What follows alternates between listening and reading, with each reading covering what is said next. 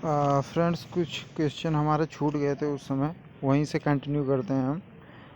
लोलक घड़ी गर्मियों में सुस्त हो जाती है क्योंकि लोलक की लंबाई बढ़ जाती है। और फिर एक लड़की झूले पर बैठी स्थिति में झूला झूल रही है। उस लड़की के खड़े हो जाने पर प्रदोलन आवर्तकाल जो है वो कम हो जाएगा। और अगर किसी वस्तु को 8 किमी प्रति सेकंड के वेग से अंतरिक्ष में फेंका जाए तो वो वापस पृथ्वी पे चला आएगा, क्योंकि हमारा जो पलायन वेग है वो 11.2 के समथिंग है। 11.2 किलोमीटर पर आवर के हिसाब से फेंका जाएगा, तब वो पृथ्वी से बाहर जाएगा, पलायन करेगा। और फिर नेक्स्ट क्वेश्चन हमारा है दोस्तों, वर्षा की बूंद की गोलाकार आकृति का कारण क्या है? सरफेस टेंशन होता है। और मिट्टी का तेल पानी के ऊपर इसलिए तैरता रहता है कि मिट्टी के तेल का जो घनत्व है वो पानी के घनत्व से कम होता है।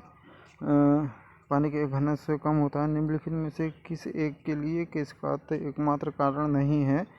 केशिकात जो है पौधों की जड़ों में जल का इसके पर्ण समूह की ओर बढ़ना। जो पौधे होते हैं उनके जड़ों के द्वारा जो पर्ण समूह की ओर जल बढ़ता है, ये केशिकात का एकमात्र कारण नहीं है। और ऑटोमोबाइल्स में हाइड्रोलिक ब्रेक के कार्य करने का सिद्धांत जो है वो हमारे पास्कल के नियम पे काम करता है। और बैरोमीटर पठन में अचानक गिरावट हो जाने से तूफानी मौसम के आने की आशंका होती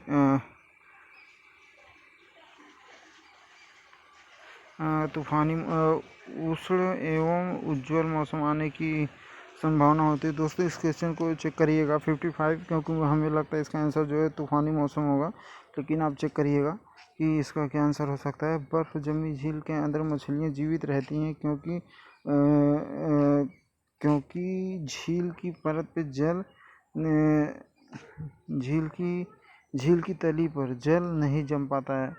झील की तली पे जो पानी होता है वो बर्फ़ में नहीं परिवर्तित हो पाता है, क्योंकि जो सतह पे टेम्परेचर डाउन होने पे बर्फ़ जम जाता है। और बर्फ़ जो है वो हमारा ऊष्मा का कुचालक है, और जिसकी वजह से जो टेम्परेचर है, लो टेम्परेचर है, वो फ्रीजिंग टेम्परेचर, वो उस बर्फ़ को पार करके नीचे नहीं जा पाता, जिसकी वजह से तली का पानी जो होता है वो जमता नहीं है।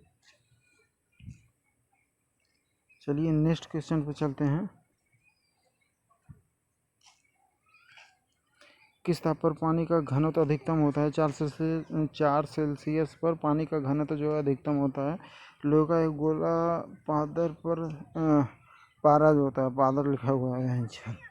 लोहे का एक गोला जो पारे पर तैरता है किंतु पानी में डूब जाता है, क्योंकि लोहे का घनत्व जो है वो पारे के घनत्व से कम होता है, इसलिए। और कथन सही है, परंतु कारण गलत दिया हुआ है। ठीक है, इसमें जो दिया हुआ था कथन हमारा था, लोहे का गोला पारे पे तैरता है किंतु पानी में डूब जाता है। कारण है कि लोहे का आपेक्षिक घनत्व पारे के आपेक्षिक घनत्व से अधिक होता है।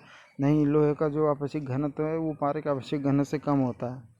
और लोहे की सुई पानी की सतह पे किस कारण से तैरती रहती है? लोहे की सुई पानी की सतह पे सरफेस टेंशन के कारण तैरती रहती है। मथने के पश्चात क्रीम पर दूध से पृथक हो जाने का कारण जो है वो हमारा अपकेंद्रक बल है। और फिर समुद्र में प्लवन करते हुए आइसबर्ग का कितना भाग समुद्र की सतह से ऊपर होता है? जो समुद्र की सतह से तैरता हुआ बर्फ़ जो समुद्र सतह में वो 1/9 के रेशियो में रहता है, यानी कि 1 भाग ऊपर और 9 भाग पानी के अंदर होता है। पानी के एक गिलास में एक बर्फ़ का टुकड़ा तैर रहा है। जब बर्फ़ पिघल जाती है तो पानी का जलस्तर जो होता है सेम बना रहता है, ना वो घटता है ना ही वो बढ़ता है।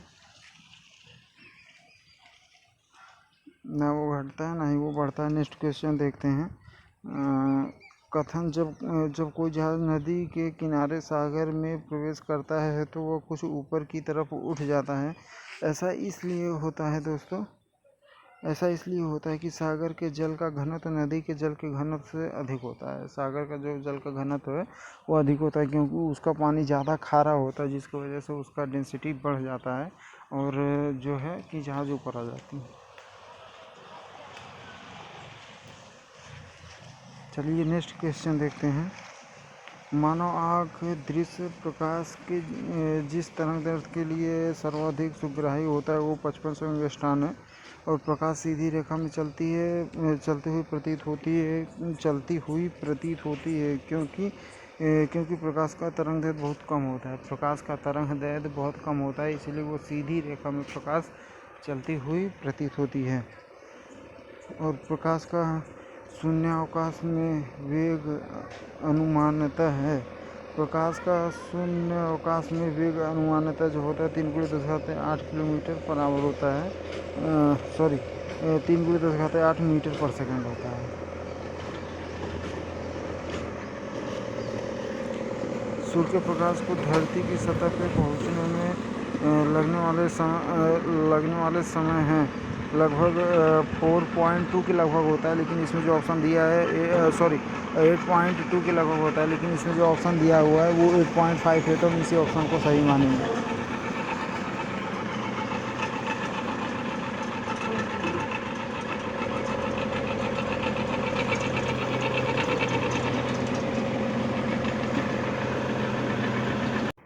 चलिए दोस्तों यहाँ से कंटिन्यू करते हैं। जब प्रकाश एक माध्यम से दूसरे माध्यम में जाता है तो निम्नलिखित में से कौन से परिवर्तन होते हैं? निम्नलिखित में से कौन सा एक अपरिवर्तित है, कौन सा परिवर्तित नहीं होता है, ये पूछा है। जब प्रकाश एक माध्यम से दूसरे माध्यम में जाता है तो उसकी आवृत्ति जो होती है, फ्रीक्वेंसी, वो नहीं बदलती। प्रकाश की आवृत्ति नहीं बदलती। जब प्रकाश किसी सघन माध्यम से किसी विरल माध्यम में जाती है किसी विरल माध्यम में जाती है तो वो अपने अभिलंब से दूर हट जाती है और उसकी चाल जो है वो बढ़ जाती है। सघन माध्यम से विरल में जाएगी तो चाल बढ़ जाएगी और अभिलंब से दूर हट जाएगी। और मरीजों के पेट के अंदर का परीक्षण करने के लिए डॉक्टरों द्वारा उपयोग एंडोस्कोप निम्नलिखित में से किस सिद्धांत पे कार्य करता है? वो पूर्ण आंतरिक परावर्तन के सिद्धांत पर कार्य करता है। प्रकाश के पूर्ण आंतरिक परावर्तन पर कार्य करता है। प्रकाश के पूर्ण आंतरिक परावर्तन पर कार्य करता है। दृष्टिपटल, रेटिना पर जो चित्र बनता है वो कैसा चित्र बनता है? रेटिना पर जो चित्र बनता है वो वस्तु के बराबर और उल्टा होता है। सॉरी दोस्तों, ऑप्शन सी है, वो वस्तु से छोटा और उल्टा होता है। रेटिना पर जो इमेज बनता है वस्तु से छोटा और उल्टा होता है। और किसी तारे का रंग दर्शाता है उसका ताप, क्योंकि जो तारे हमें टिमटिमाते हुए दिखाई देते हैं वो उनके टेम्परेचर के कारण होता है।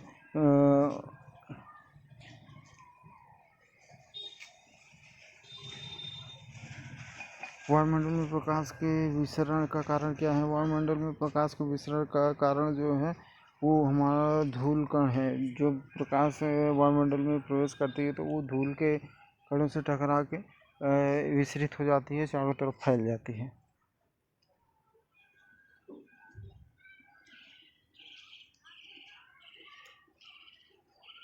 दृश्य वर्णक्रम में सबसे कम तरंगदैर्घ्य वाला रंग कौन सा है? जो हमारा बैगनी कलर है उसकी तरंगदैर्घ्य सबसे कम होती है और लाल रंग जो है उसकी तरंगदैर्घ्य सबसे अधिक होती है।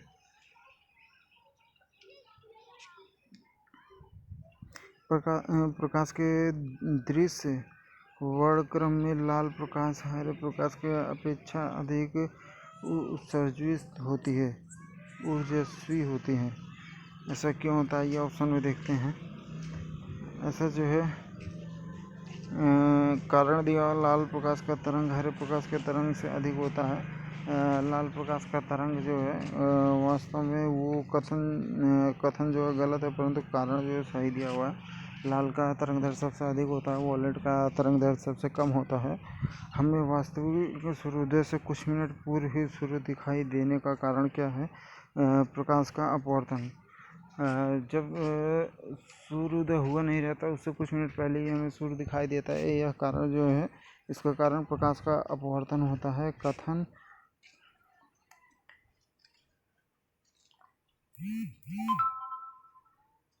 खतरे का सिग्नल लाल रंग का बनाया जाता है क्योंकि लाल रंग का जो तरंग दैर्ध्य होता है वो सबसे अधिक होता है।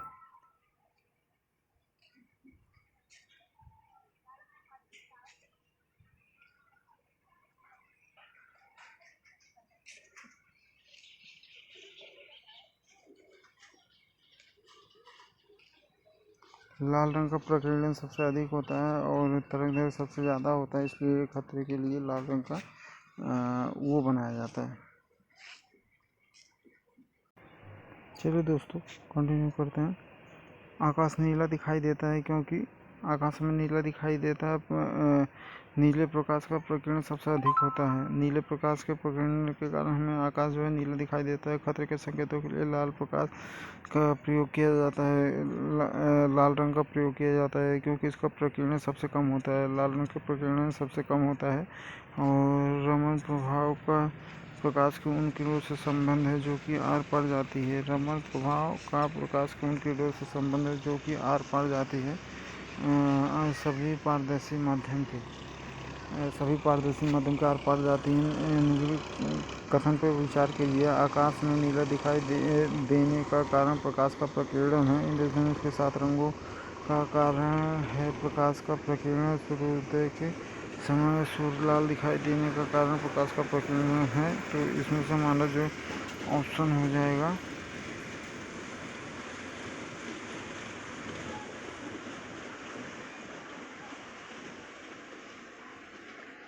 वह इंद्रधनुष 7 रंगों का कारण है प्रकाश का प्रकीर्णन।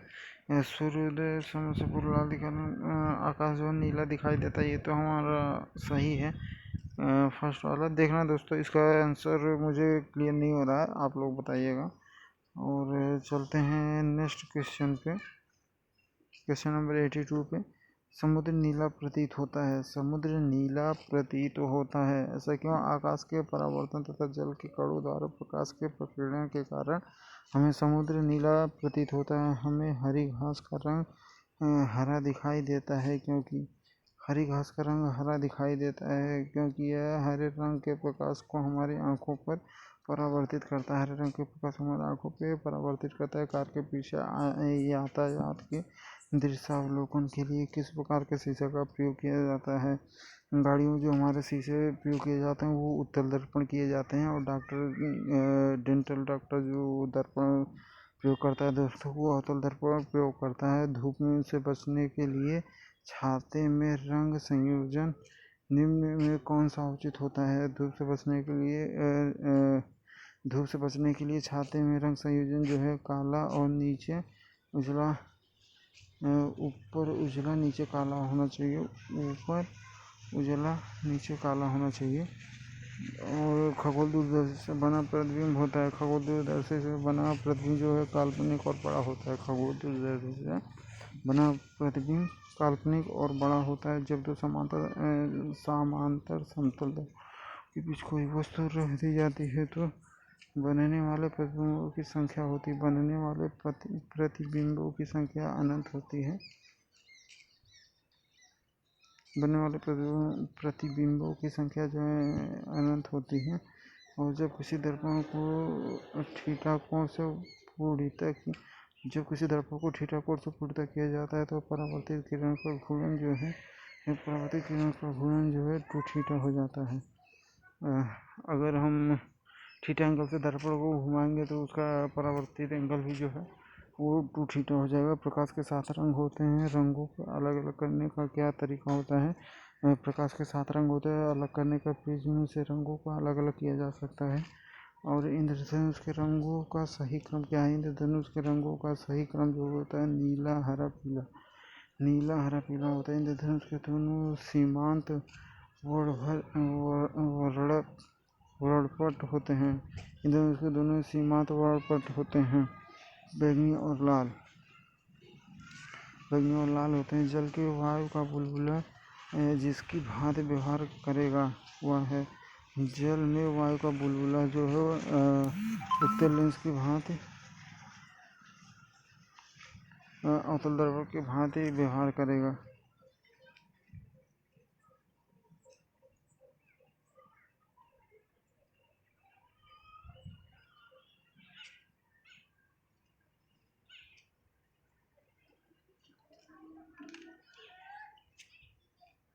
1.5 मीटर लंबे व्यक्ति को अपना खड़ा संपूर्ण प्रतिबिंब देखने के लिए आवश्यक दर्पण की न्यूनतम लंबाई कितनी होनी चाहिए? 0.75 7 14 15 यानी कि आधी होनी चाहिए। अपनी लंबाई का आधा दर्पण होना चाहिए। और दूरदृष्टि दोष वाले व्यक्ति के संबंध में निम्नलिखित कथनों में से कौन सा एक सही नहीं है? इस दोषों को ठीक करने के लिए अवतल लेंस का उपयोग किया जाता है। इस दोष को ठीक करने के लिए अवतल लेंस का प्रयोग किया जाता है। दूरदृष्टि वाले व्यक्ति के संबंध में कथनों में से कौन सा एक सही नहीं है? दूरदृष्टि दोष में हमें दूर की चीजें दिखाई देती, नजदीक की नहीं दिखाई देती। इसमें हम इस दोष को दूर करने के लिए अवतल लेंस का प्रयोग करते हैं, अवतल लेंस का प्रयोग नहीं करते हैं। ये ऑप्शन हमारा जो है सही हो जाएगा। निम्नलिखित कथनों में कौन सा सही नहीं है? निम्नलिखित कथनों में से जो है एक छोटे क्षेत्र वाला उत्तल लेंस डॉक्टरों द्वारा रोगियों के कान, नाक और गले की जांच के लिए प्रयोग में लाया जाता है।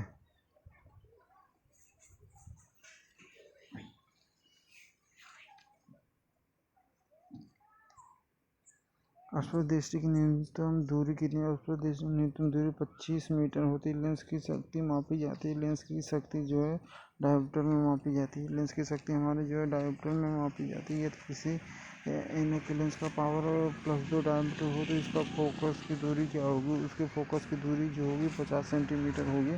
और धूप के चश्मे की पावर होती है, धूप के चश्मे का 0 डायोमीटर पावर होता है। दोपहर के 12 बजे किस दिशा में इंद्रधनुष दिखाई देता है? दोपहर के 12 बजे जो है हमें इंद्रधनुष यह नहीं देख सकते।